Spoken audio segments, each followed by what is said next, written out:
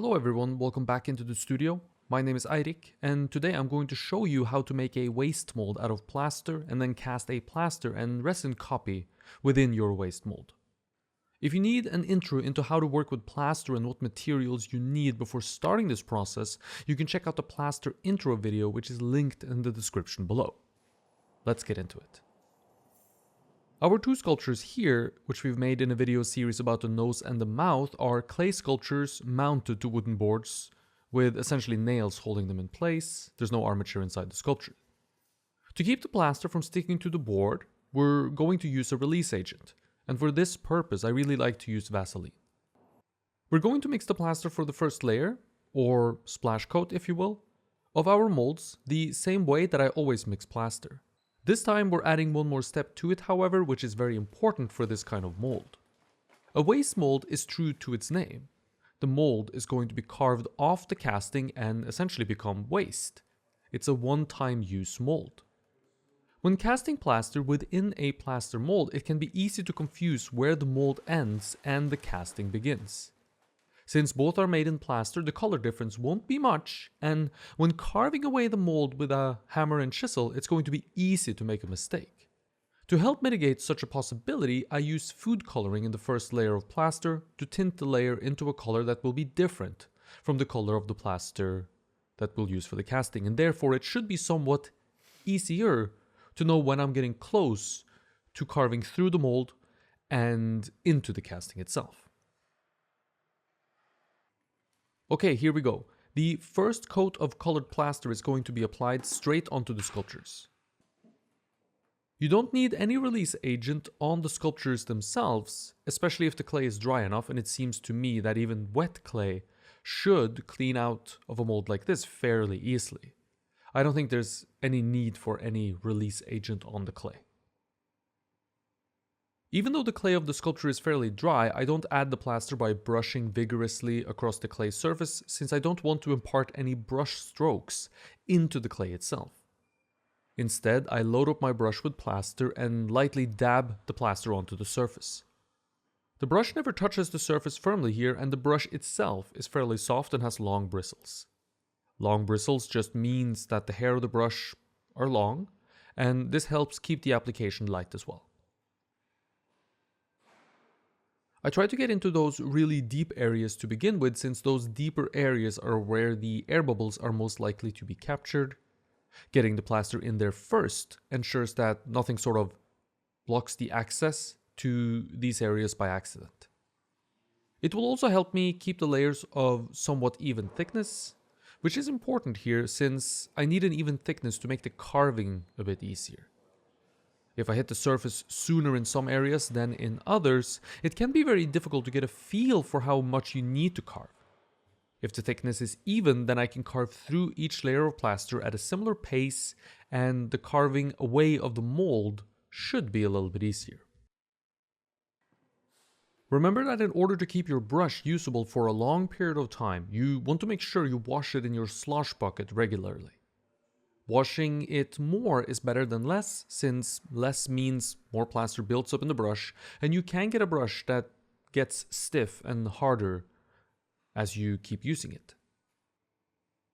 The high points in the sculpture have a tendency to become thinner, or the layer of plaster covering the high points have a tendency to become thinner rather.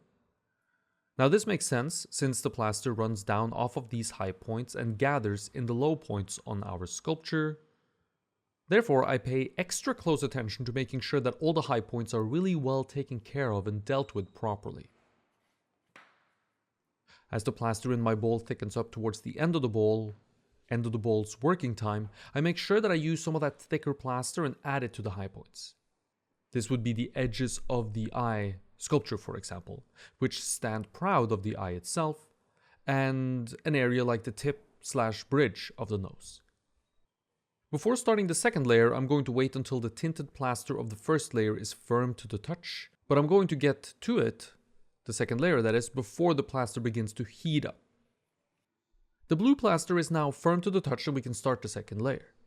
The second layer is mixed the same way as the first layer and the same as every other bowl of plaster I'm ever going to mix.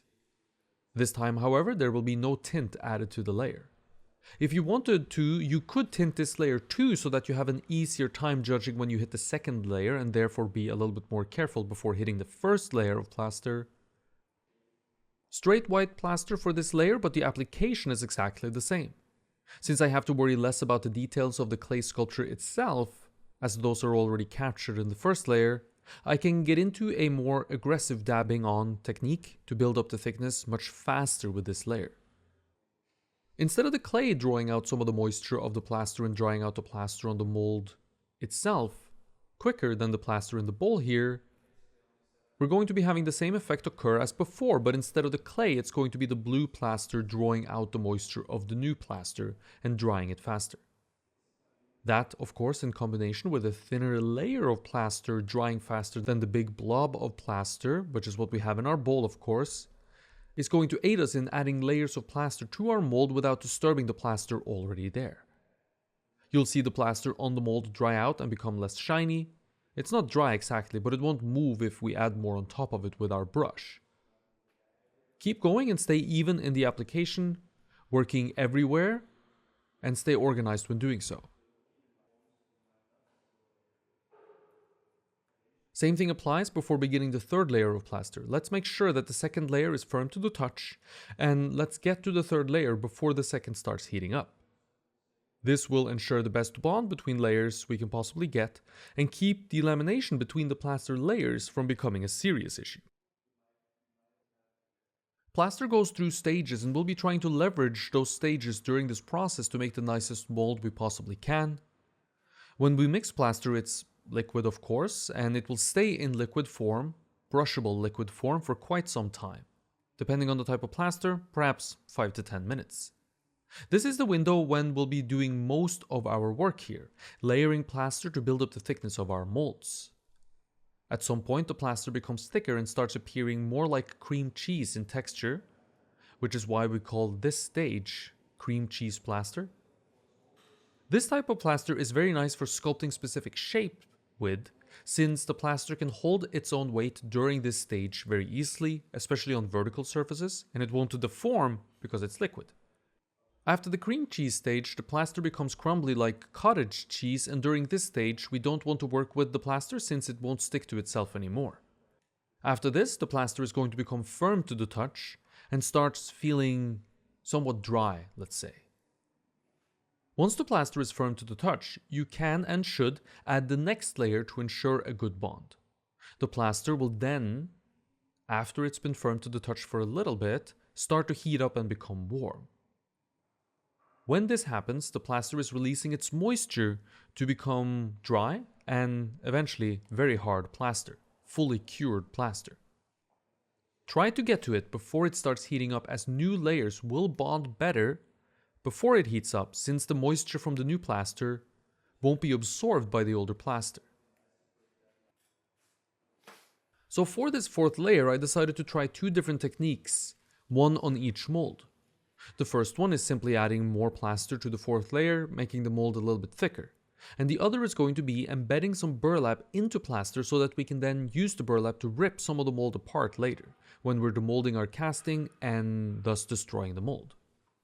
I'm not sure either made a huge difference, to be honest with you, to the end result. They seem to come off the casting in a fairly similar fashion, but I'm sure there are some nuances to breaking the mold apart using the burlap that I'm sort of missing out on. Perhaps the burlap needed to be embedded into the second layer, for example, or the third layer, and not just on the surface at the fourth layer. The burlap itself is half embedded into the fourth layer of plaster, leaving these long strips of dry burlap hanging out of the mold. The idea being that we can then grab onto them and pull them out, ripping large chunks of plaster off with the burlap. Didn't quite work the way that I had hoped it would, as you'll see, but perhaps it was less about the idea and more about the execution. So don't always dismiss a good idea because of your own poor implementation of said idea. You can really feel in this layer how the plaster set up incredibly fast in the bowl, by the way. If you pay attention, you'll notice that that's happening, which leads me to think that something was wrong with the mixing or with the plaster powder itself. Speaking of plaster setting up uber fast, since the plaster is turning into cream cheese plaster so fast, in just a few minutes here, I'm straight into working on the edges, creating what we call plaster walls along the edges of the molds. Essentially, the edges are of course the weakest parts of any mold and where most of the pressure will be exerted during demolding. Therefore, the edge needs to be extra strong, which we can do by building up thicker edges with cream cheese plaster. You can see how I can almost sculpt with this plaster now and can build up a really specific shape very quickly. To do this work, I use a metal spatula. Metal tools I find are better for plaster since they are stronger and will need to be in order to not be destroyed when the dry plaster has to come off the tool. So while we do clean our tools in water, no matter how good you are at this practice, you're going to end up with some buildup of dry plaster on your tools, and eventually when this happens, a wooden tool won't survive trying to get the plaster off. At the end, I'll rasp the edges a bit just to make sure that during the molding, when I'm handling the mold, I'm not going to be ripping my fingers to shred. Rasping off sharper edges is a good practice to get into in general since it keeps your molds from injuring you, or in the case someone else is working with your mold, them. Which is of course even worse maybe.